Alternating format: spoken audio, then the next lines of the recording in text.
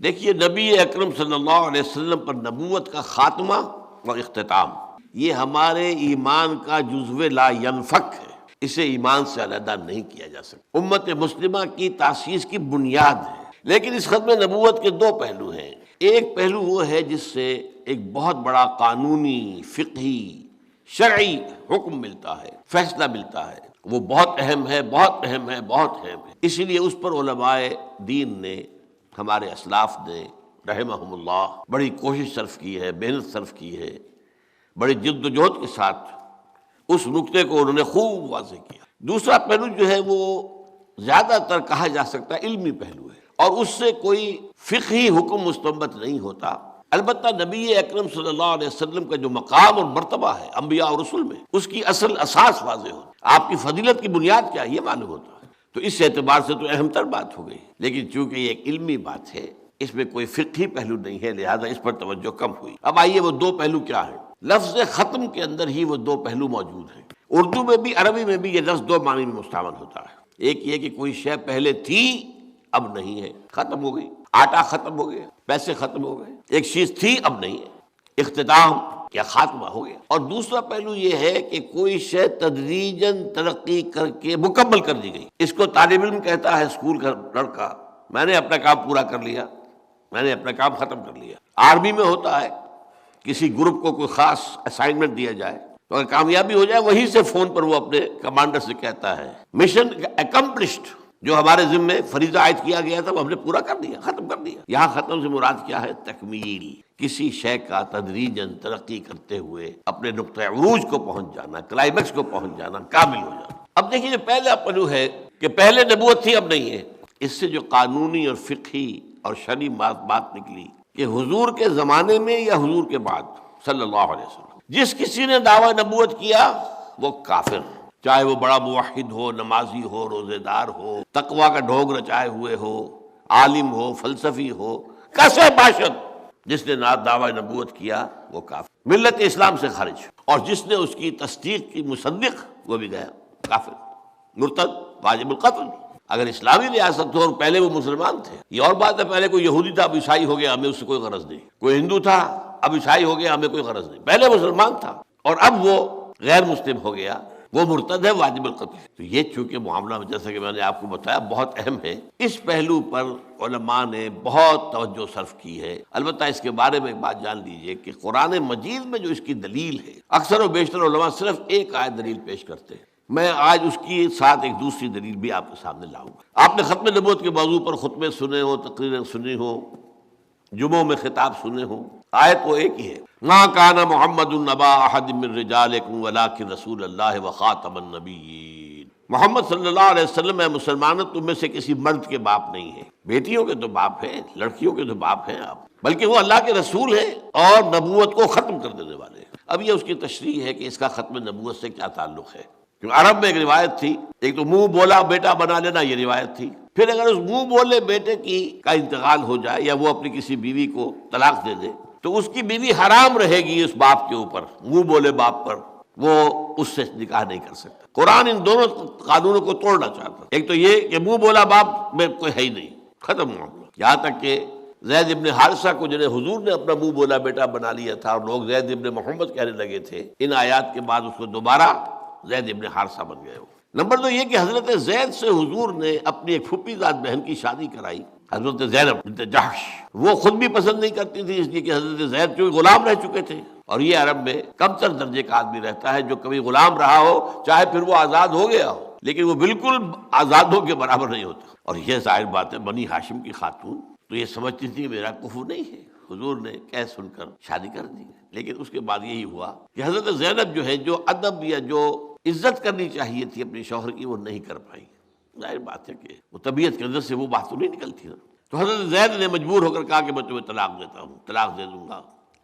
اس کی خبر پہنچی حضور تک، حضور نے بھی روکا، زید نہ مت کرو ایسا، پہلے تو میں نے ان پر زور دے کر تو تم سے شادی کرائی، اب تم طلاق دے کر اور اسے زخم لگانا چاہتے۔ لیکن ظاہر بات ہے کہ میاں بیوی کے معاملات ایسے ہوتے ہیں کہ جو کسی اور، وہ جو ہم کہتے ہیں نا جوتا جس کو کاٹتا ہے وہی جانتا ہے، دیکھنے والا کہے گا بڑا اچھا جوتا ہے، فلیکس کا ہے، فلاں کا ہے، بہت اعلیٰ جوتا ہے، بھائی مجھے کاٹ رہا ہے، انہوں نے طلاق دی۔ اب حضور نے یہ گمان کیا کہ زینب کے اوپر پہلی میں نے زیادتی یہ کی تھی، دوسری زیادتی یہ ہو گئی کہ زید بن حارثہ نے طلاق دے دی، تو اب اس کی تلافی اسی طرح ممکن ہے کہ میں خود ان سے نکاح کروں۔ لیکن وہ عرب کا رواج آڑے تھا، منہ بولے بیٹے کی مطلقہ، اور یہ رواج ختم نہ ہو سکتا اگر حضور ہی یہ کام نہ کرتے۔ اور چونکہ آپ خاتم النبیین ہیں، آپ کے بعد کوئی اور نبی تو آنے والا نہیں، اگر آپ کے ذریعے سے یہ رواج ختم نہ ہوا تو آئندہ کبھی نہیں ہو سکے گا۔ یہ ہے ربط اس آیت کا، ما کان محمد ابا احد من رجالکم ولکن رسول اللہ وخاتم النبیین۔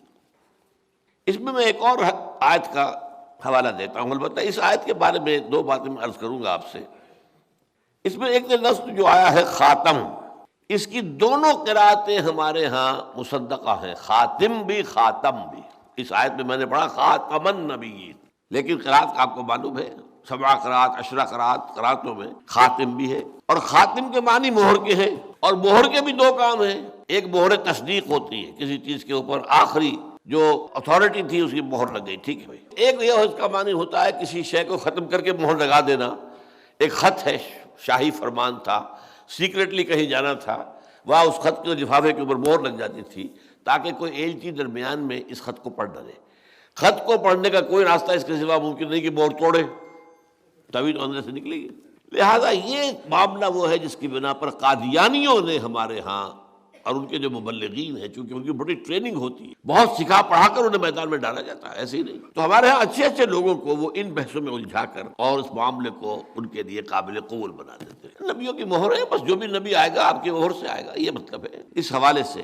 لیکن میں ایک دوسری آیت آپ کے سامنے پیش کر رہا ہوں، عام طور پر یہ پیش نہیں ہوتی، کم سے کم میرے علم میں نہیں ہے۔ یہ سورہ آل عمران کی آیت نمبر 81 ہے، وَإِذْ أَخَذَ اللَّهُ مِيثَاقَ النَّبِيِّينَ لَمَا آتَيْتُكُم مِّن كِتَابٍ وَحِكْمَةٍ ثُمَّ جَاءَكُمْ رَسُولٌ مُّصَدِّقٌ لِّمَا مَعَكُمْ لَتُؤْمِنُنَّ بِهِ وَلَتَنصُرُنَّهُ۔ یاد کرو جب کہ اللہ تعالیٰ نے کہا تھا تمام انبیاء سے میثاق لیا تھا، ایک میثاق النبیین، ایک میثاق ہے وہ ہماری ارواح جو کر کے آئیں، الست بربکم قالوا بلی۔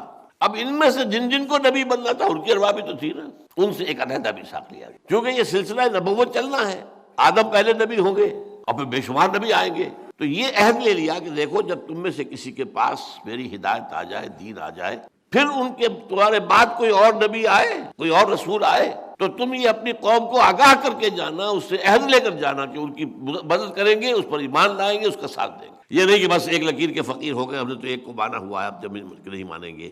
یہ عہد ہے میثاق انبیاء۔ یہی وجہ دیکھیے حضرت عیسیٰ نے کس قدر واضح الفاظ میں حضور کی خبر دی۔ آپ نے فرمایا بالکل اپنے آخری ایام میں اپنے صحابہ سے، جنہیں ہم حواری کہتے ہیں، مجھے ابھی تم سے اور بھی بہت سی باتیں کہنی تھی، لیکن ابھی تم ان کا تحمل نہیں کر سکو گے، لیکن جب میرے بعد وہ فارقلیت آئے گا، پیراکلیٹ، پیریکلائٹوس، کئی معنی انہوں نے بدلے ہیں اس لفظ کو۔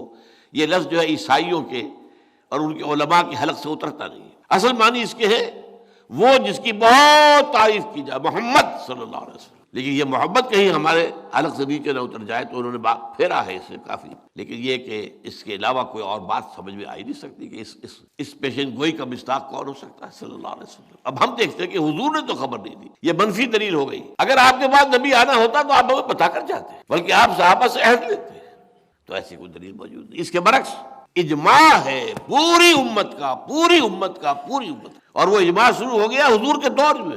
بعض مدعیان نبوت جو ہے جھوٹے، وہ حضور کے دور میں زندگی میں کھڑے ہو گئے تھے، ان کے خلاف جنگ کی گئی، معلوم ہوا کہ ان کو کافر مانا گیا۔ ابو بکر کے عہد میں بہت بڑا فتنہ اٹھا، جنگیں کی گئی، ان کو قتل کیا گیا۔ تو یہ اجماع ہے جو چلا آ رہا ہے۔ تو حضور صلی اللہ علیہ وسلم کے بعد کوئی نبی نہیں۔ البتہ اس موضوع پر احادیث بہت سی ہیں، میں ان میں سے 2 آپ کو سناؤں گا اس وقت۔ ایک ہے ترمذی کی روایت ہے، یہ حضرت ثوبان سے رضی اللہ تعالی عنہ، انہ سیکون فی امتی 30 کذابون دجالون کلہم یزعم انہ نبی وانا خاتم النبیین لا نبی بعدی۔